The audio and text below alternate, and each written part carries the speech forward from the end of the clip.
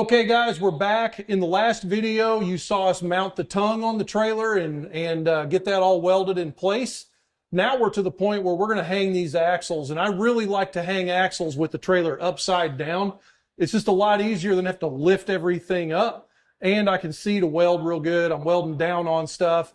If you've got a gantry or something, once you get the whole thing welded up and all of this underside stuff done, you can flip the trailer over with the gantry, or 4 or 5 buddies or something like that. Have a backyard party and cook some barbecue, drink some beers, and have them help you flip your trailer over. So that's kind of how we do things.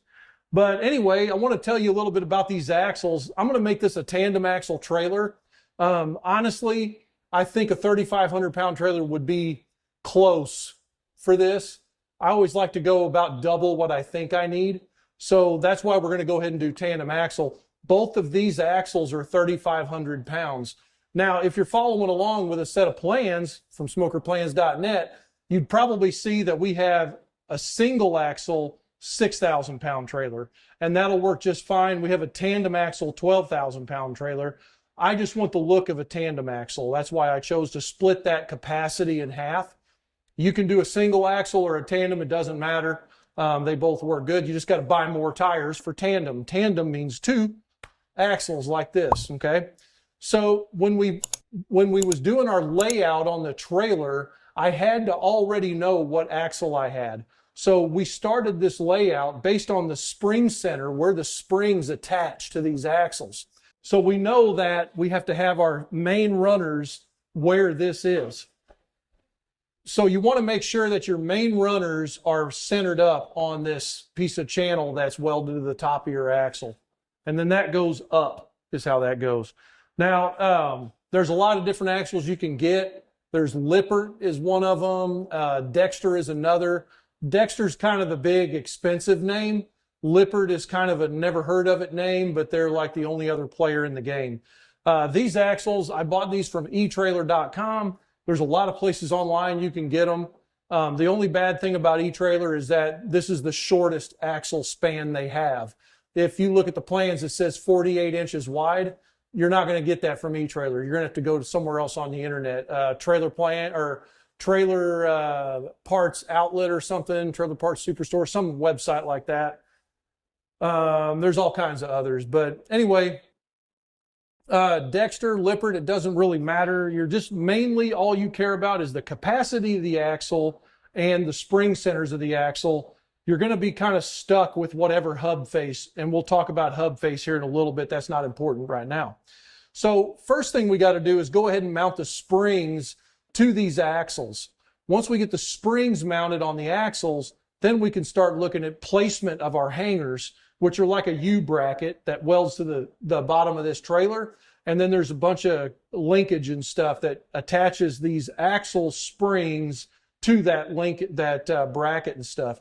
So I'm going to kind of go ahead and pre-assemble all of this stuff. So if you order your axle and the hangers or the springs are not hung on the axle, you're going to have a whole bunch of hardware to look through. This is kind of what your kit's going to look like, just a big old box full of shaky parts. Okay, I'm going to show you what some of these parts look like.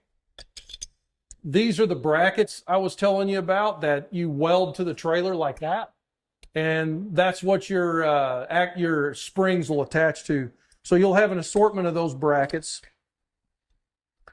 Then you'll have these, if you're doing tandem axles, you'll have these little brackets. This is an equalizer.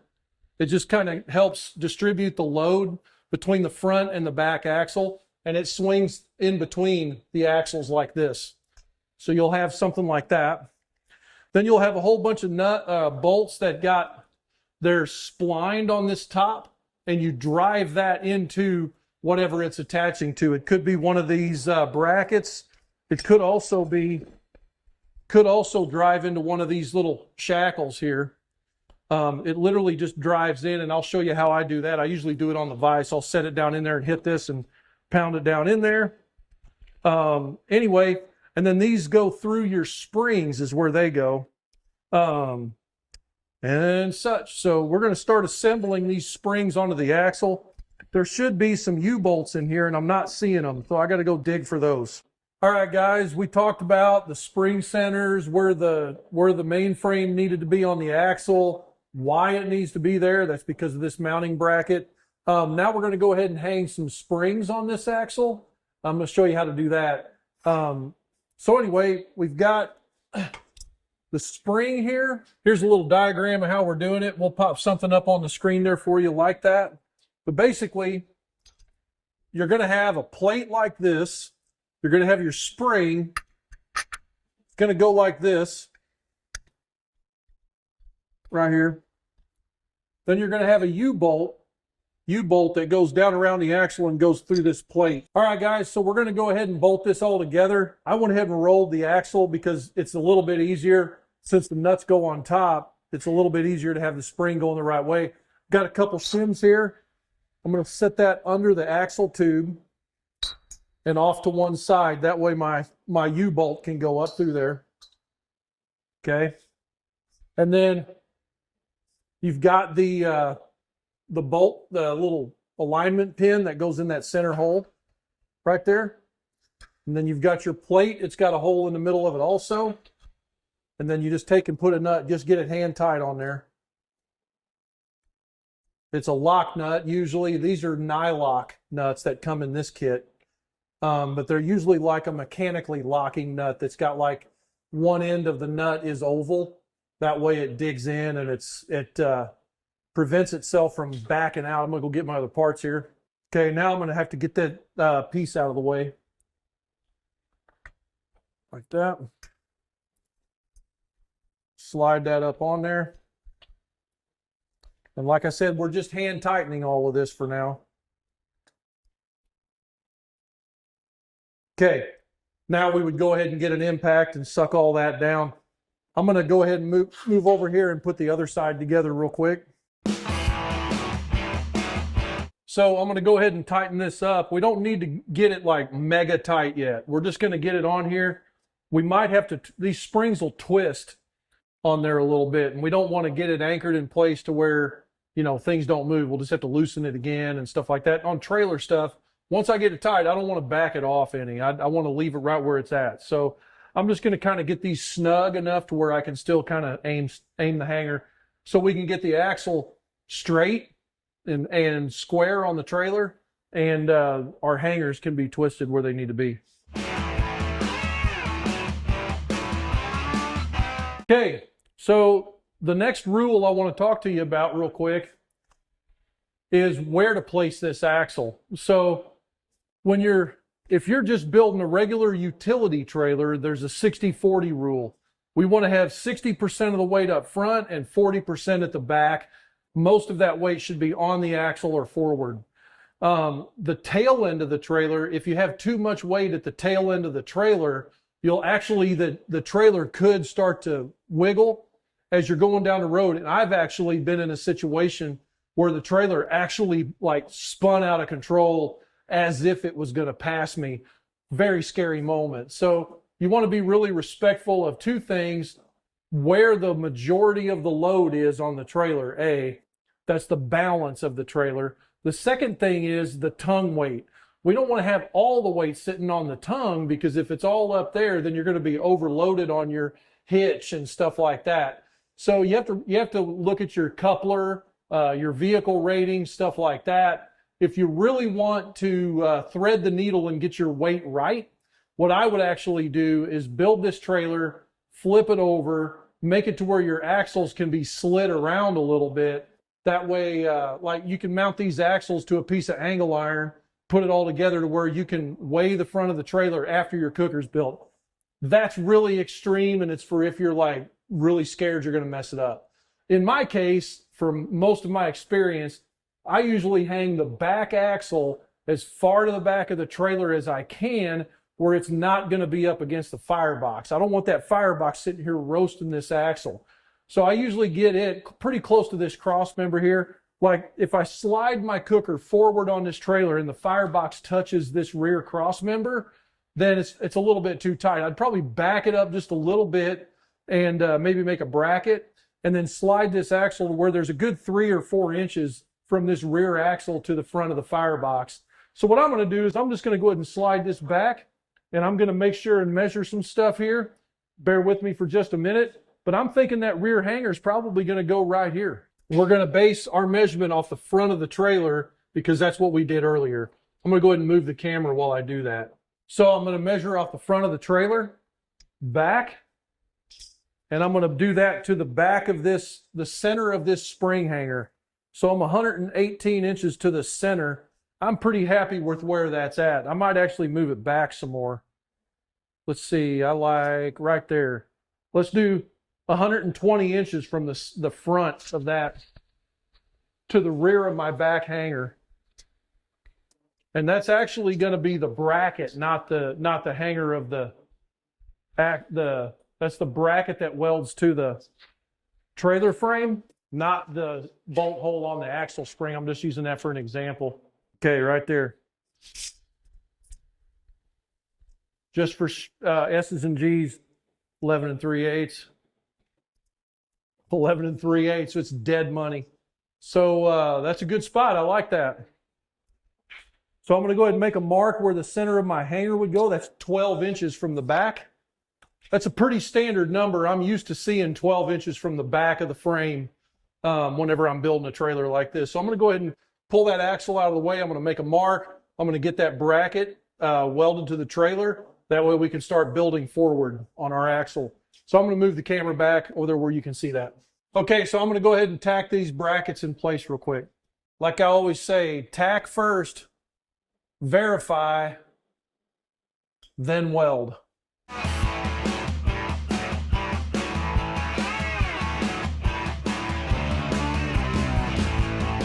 Okay, so when you're putting this bracket in place, we're going to actually bolt this leaf spring to this rear bracket. That's going to be a fixed position.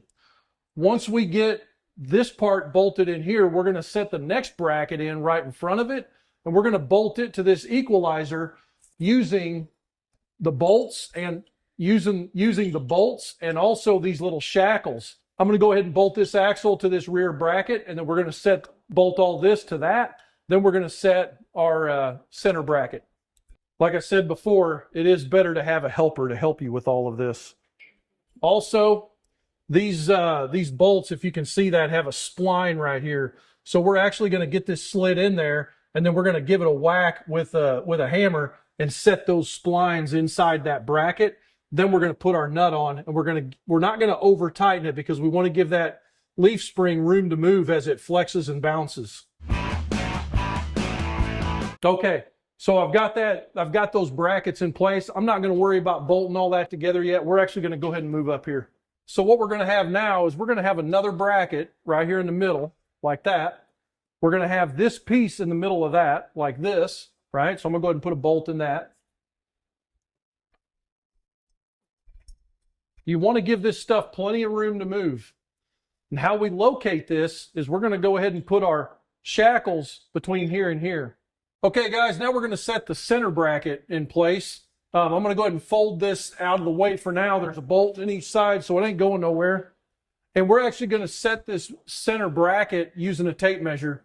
What you need to do, and I just happen to have it handy here on my phone, your axle hanger kit, there's going to be in the instructions, there's going to be a diagram that says A, B, C, D, and a whole bunch of numbers, letters like that.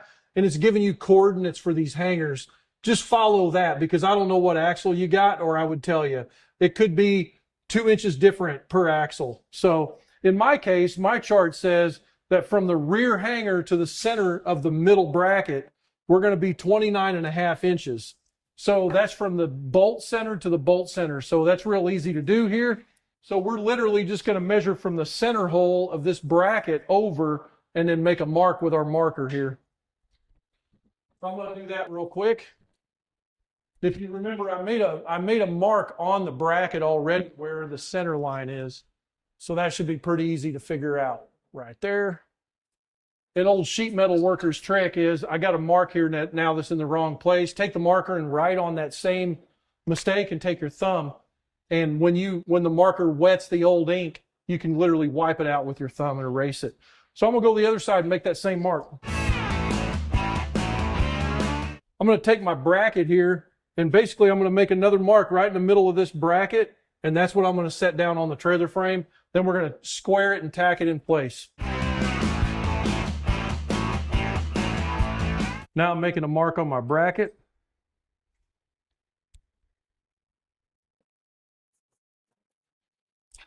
Right there. Take it down on there. And then we just want to make sure that we're turned, we're square on the frame and we're centered this way. So square on the frame and centered this way on our center mark. Double check your measurement. If you're from the bolt hole to the bolt hole, we're dead on 29.5, which is what we were recommended. So now it's time to glove up and tack that in place.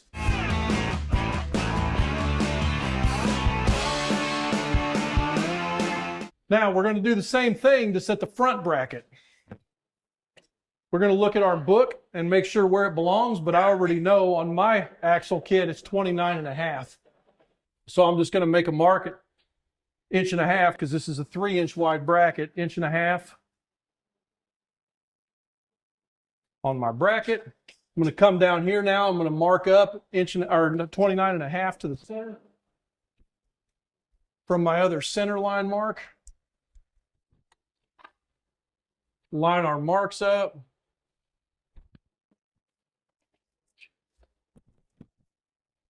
Okay, now I've got, if you can see me there, I've got the marks lined up. I'm getting ready to tack it. I've got it in the center. I'm going to use my square to make sure that I'm square on there, centered. All right, here we go. 29.5 on mine. Double check your installation instructions to make sure that you've got the right measurement on yours.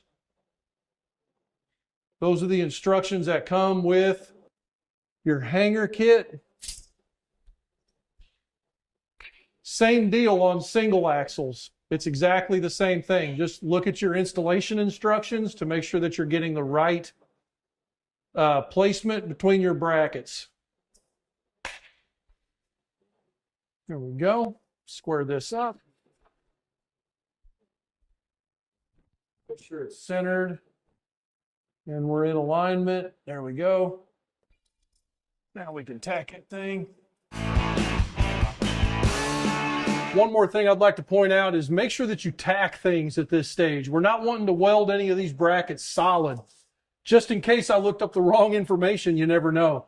I could have looked up the wrong manual. I could have gotten in a hurry and done it and guessed. Who knows? But you want to make sure that your axle placement is correct, not just for safety, but also like if the axles aren't tuned together, like if they're out of pitch with each other, like if this axle's twisted that way and this one's twisted this way, that trailer is going to hop and bounce and all kinds of stuff because you got opposing forces there with the tires and stuff on the road. And you'll get a hop, you'll get some kind of a rattle or a wiggle. So you want to make sure that you take your time and get this part right and follow the instructions that come with your hanger kit. Whoever your axle manufacturer is, they'll have tons of documentation on that. So, okay, now at this stage, I'm going to flip this up. We're going to install the equalizer. We're going to put the springs on the front axle. We're going to get all of this stuff laid out. Now, the main reason I started at the back of the trailer here is because I know where my axle wants to be on the firebox. So if I get this rear axle placed where I want it, and I know where my firebox is, everything else will play out. And the reason that we put that axle all the way to the back is usually you got all that firebox hanging off the rear of the trailer out about 3 or 4 foot, it could be, but it could also have a warmer on it. You want to make sure that you got plenty of the rest of the cooker towards the front of the trailer so we get that trailer balanced right. Okay, so now I'm going to fold this axle back up here. We're going to go ahead and get everything installed and put together. One handy thing that I like to do is I'll use a couple of blocks to kind of shim this axle up where I want it so that so I ain't got to have to lift everything by myself. So I'm going to grab a couple blocks here. And sometimes you might need a shim. I cheated and already tested this, so I know this is what I need. So I'm just going to lift that up, put that block in there. That's going to hold it up while I install that equalizer. And then I also need to mount springs and everything to this other axle. Now, one thing to point out, as I'm installing this stuff, I'm just fitting it like by hand right now, just to make sure everything bolts up and it measures out right. But these bolts have a spline in them. It's going to be kind of hard to see. I may have to take a picture of that later. But there's a spline in it. at the head. And so when you put that in there, you have to drive that in order to get this bolt fixed into the shackle or the bracket or whatever it's bolting to. That's just an extra measure that's in there so that your trailer doesn't fall apart. Another thing to note, on the nuts, one half of the nut has an impression on the outside. You can see where they struck it with something, and it's actually oval in shape. I don't know if you can see that on the camera. The other side is round. So the round side goes on the bolt first. The oval side will not start. And that ovaled out piece is like a mechanical lock, so that when you tighten this down the final time, it's like seized on there and it won't back off while you're driving down the road. That's just, you'll fight that part that's hammered in if you're not careful. So anyway, here we go. We're going to bolt all this stuff up. I put the head of the bolt on the outside and the nut on the inside. I don't think it matters. That's just how I like to do it. All right, guys, we've got our axles, put in place. We've got the nuts and bolts finger tight. We've got our brackets tacked in place. I really like the way everything is feeling here. I've measured stuff out. I've double checked to make sure my axles are perpendicular to the main frame of the trailer. I've made sure they're tuned to each other, center and center. So we're not cattywampus there on our axles. They're parallel with each other, So I like the position where they're at. This is going to get me about, if I was running the firebox right up against the back of this frame or cross member, it's going to leave me about 3 inches clear. That's what I like to run. Anyway, so that I like it. So now I'm going to go ahead and get the welder fired up, and we're going to weld out these brackets.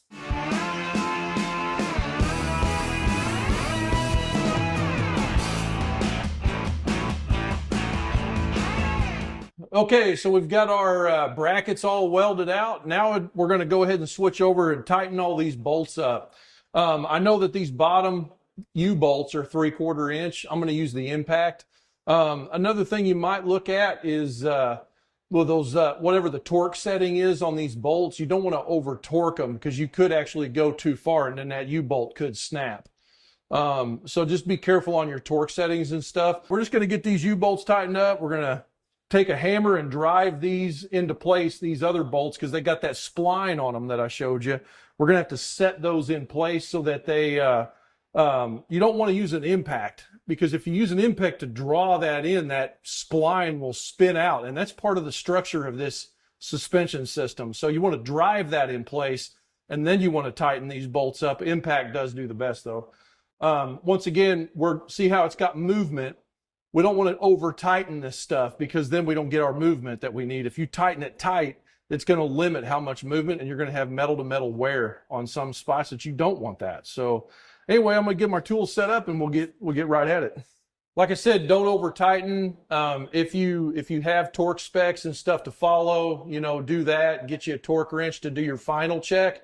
What we're going to do is we're going to run these down to where it feels good and tight, and I see at least 2 threads sticking through this bolt. As long as that's tight, because it's already sucked up, but I don't see threads sticking through it. The true, whenever you're putting bolts and nuts like this together, you always want to have at least 2 full threads showing at the end. Otherwise, if you got a locking nut or something like that, you don't have enough thread penetration to get up into the meat of the bolt to actually tighten down. At least that's what I've always been told. Anyway, here we go. I'm going to tighten these plates first, then we're going to move over and set the bolts.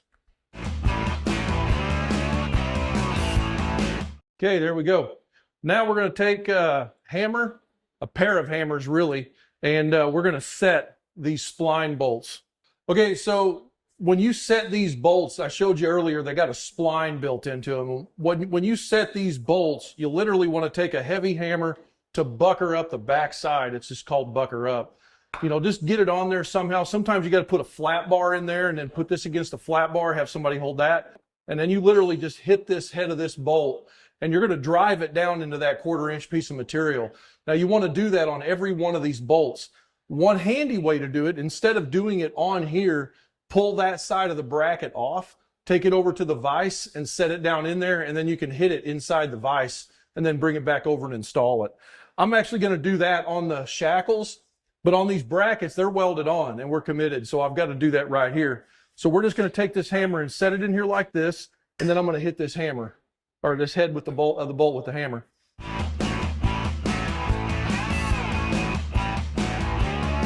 Now I'm going to take the shackles off, and I'm going to move over to the vise and do them because it's a lot easier than all that bouncing. Them blocks right there are going to hold this in place so I can just slap this back in and my axles don't flip on me. So I'm going to take this over and I'm going to pound those in real quick in the vise. There's a plastic bushing that goes inside of all of these pieces. If you put this together and you don't have that bushing, it's really important that you put one in there. Not only will you get too much tolerance of this thing wiggling around inside that steel right there, you'll also wear steel to steel, and that's really bad. Those should be replaced every so often, inspected and replaced every so often, just to make sure that your trailer don't fall apart going down a road because you got a bolt that wore through. Okay, so we're going to go ahead and tighten this down. I'm using this is not an impact socket. I don't have one the right size, so I do recommend you use an impact socket. Anyway, you push against that. So you're pushing against the motion that the bolt the nut is tightening, okay? That way we don't strip out the head. We don't strip out the head of this bolt. There we go. And I'm leaving about a 1/16, a little less than a 1/16. We just want to get it kind of close to snug. We don't want to like snug it all the way tight. Then we lose all this movement. Of course, I got a block under it right now, so it ain't moving nowhere. Okay guys, so that's how you set axles and tighten all the nuts and bolts and position them and all of that stuff you got to know about axles and how to install it. Next step here in this video, we're going to walk over here real quick and we're going to set the conduit chase nipples, basically is what I call them. We're just going to make some 1-inch conduit chunks that are about 4 inches long. We're going to fully deburr them. We're going to stick them inside the frame of our trailer, and that's the chase we're going to run our wire through just to make it easy to pull. Anyway, and work on. So stay tuned. We're going to reset and we'll do that. So now at this phase, the last thing I like to do before I flip this over while it's easy is I like to get some kind of pipe nipples in here for a wire chase. So I just took a piece of 1-inch conduit and I cut me some little 6-inch long, 6.5, whatever they are, long nipples. And basically what I do is I take these things and I stick them inside the frame rail and just in different places. Like I'll put probably 3 along here, and then I'll jump down or up in this case, if it was right side up, jump up into the other cross member or beam and go down on the inside. And to do that, I make sure that I deburr the insides of these pipe nipples. After you cut them in a saw, they're going to have a burr sticking in. Take a rat tail file and clean that out, or a deburr tool. And then on the outside, just hit it with a flap disc or whatever. But a deburr tool will do that whole thing in one motion. This is galvanized, but it doesn't matter on a trailer frame. The other thing you'll want to do is, like when you stick it in here, I usually put a weld on the edge, but I'll start my bead on the trailer frame and run up into the pipe nipple. Because I'm burning into this real thick material here. So I'll go into the base metal first and then run up my puddle up into this.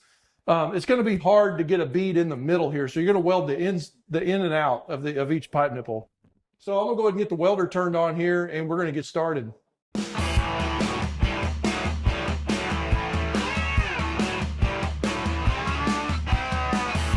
Now what we've done is we've got our trailer frame built, leveled out, square. Everything's perfect on that. We built our tongue. We got it hung in place. It's all square, welded out. Everything's done there. We've got our axle hangers mounted to the trailer frame. We've got our axles hung, and then we put in some electrical nipples and stuff like that, just some chase nipples just to run our wire through here so we don't have a bunch of electric tape and crap that just looks bad. Anyway, I hope you enjoyed the video. Make sure to like and subscribe to this channel. If you haven't already, go over to smokerplans.net. Check out our selection of over 200 plans, but also down in the description of this video, you're going to see a lot of helpful links, some Amazon links and junk like that, stuff you can get that I use here in my shop. And I really appreciate you visiting those links and stuff like that. It helps us keep doing videos like this one. So anyway, have fun. Till next time, keep your smoke thin and blue. We'll see you.